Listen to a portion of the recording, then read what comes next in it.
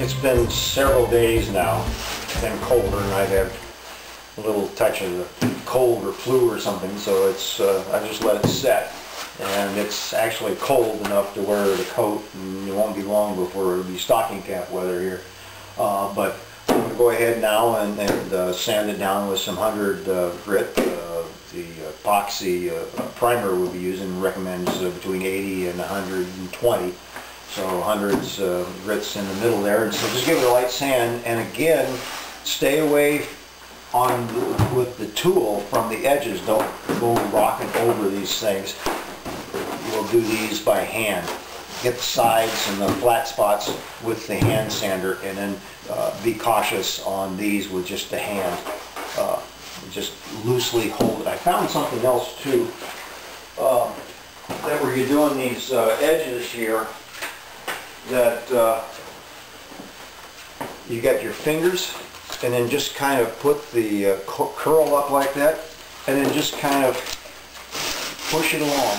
Where you can see me using your fingers over the edges, or two-handed like this with just a little bit of pressure on the curve itself. But we don't want to sand off all the epoxy and down into the glass. We just want to rough it up for the primer to stick to. So I'm going to go ahead and do this off camera, and we'll come back when I get done with it.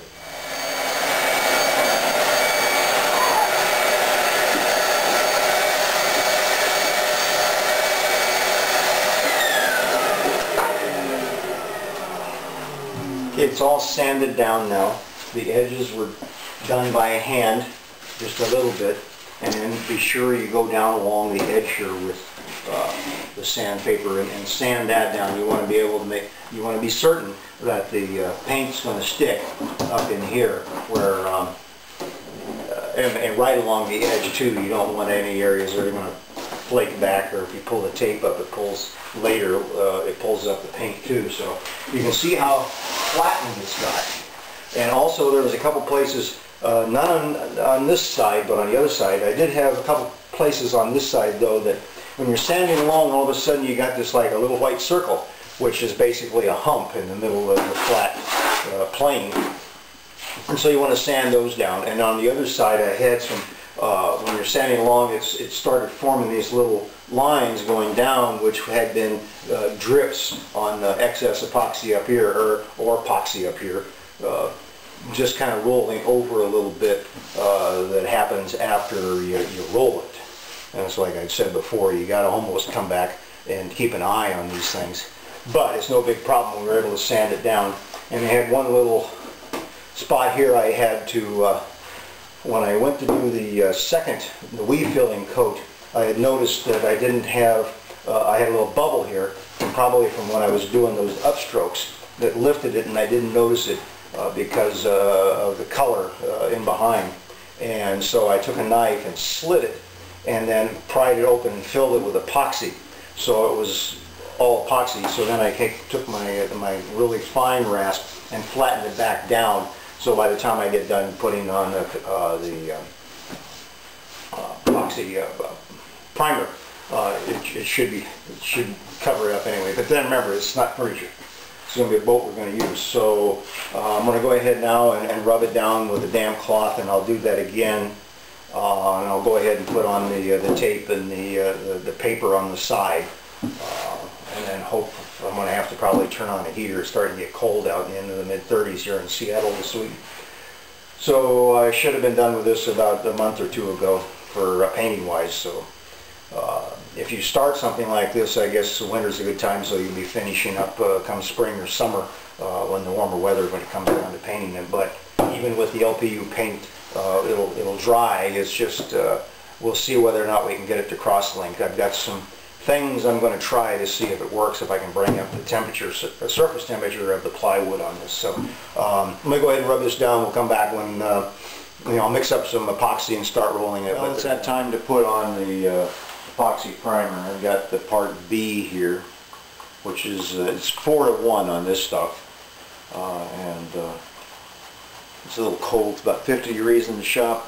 It's starting to get chilly here in Seattle. So I got the 4-to-1 here, and then the part A, the resin, is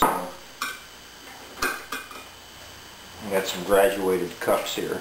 So I'm going to make 10 ounces. It'd be 4 to 1, be 5 units of each twice. So that'll give me 10. So let me put in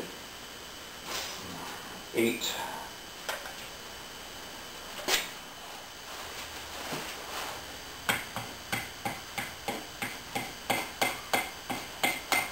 Give this a mix over my pan here. I've had before my plastic cups have, or these paper, wax paper cups didn't seem to hold up. I've got to get me some graduated plastic cups in the larger sizes.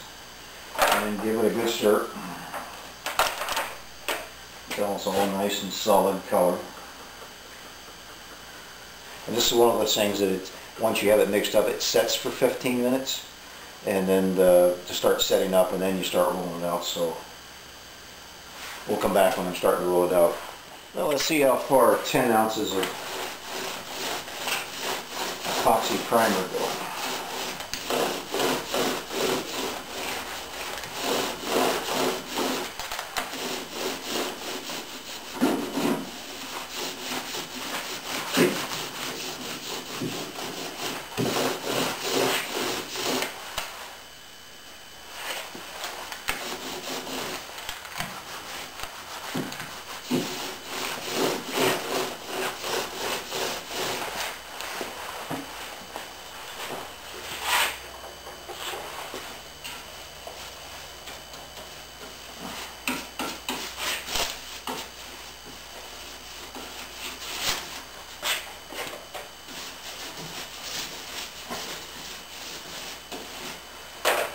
Get it down into that corner, but don't let it build up to where you've got a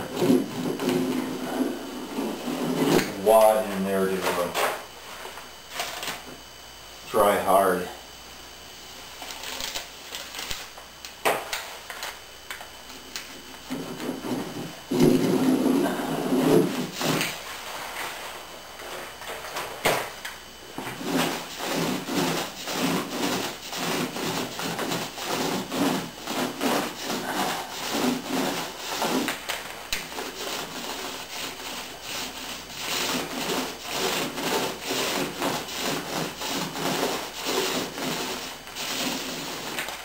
Keep an eye on the lines and stuff on this that will set, that you'll have to sand them down. I'm going to go ahead and do the rest of this off camera, and then we'll come back when I'm finished.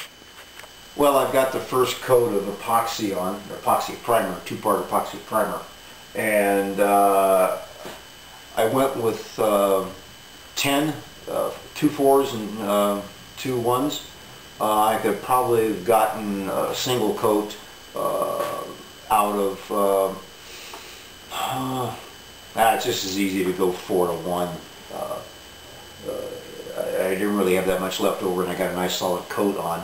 I could almost, if I didn't want this to be somewhat of a showboat, get away with just the 1 coat of primer, but I'll probably go ahead and let this cure, and may or may not give it a real light sand with, say, 200 grit, 180, 220, something like that, and then put on another coat of epoxy primer, and that should be enough. 2 coats should be enough before we put on the yellow, bright yellow LPU. And I found something too that I'll show you on the next one. As I was rolling along, I started out painting like I was using latex. The epoxy primer tends to work better, I found, if I just go, you know, say I finished here, is start working in here, going in and out of the dry area back into the previously painted area, and just walk that along, and then keep, you know, redip the brush and then walk it along the edge. But I'll show you what I mean by that. It seems to come out better with fewer thin spots and runs and that kind of stuff, and it just, instead of going big long sweeps, just work a small area but keep it progressing along. We'll come back on the second coat after I sand it.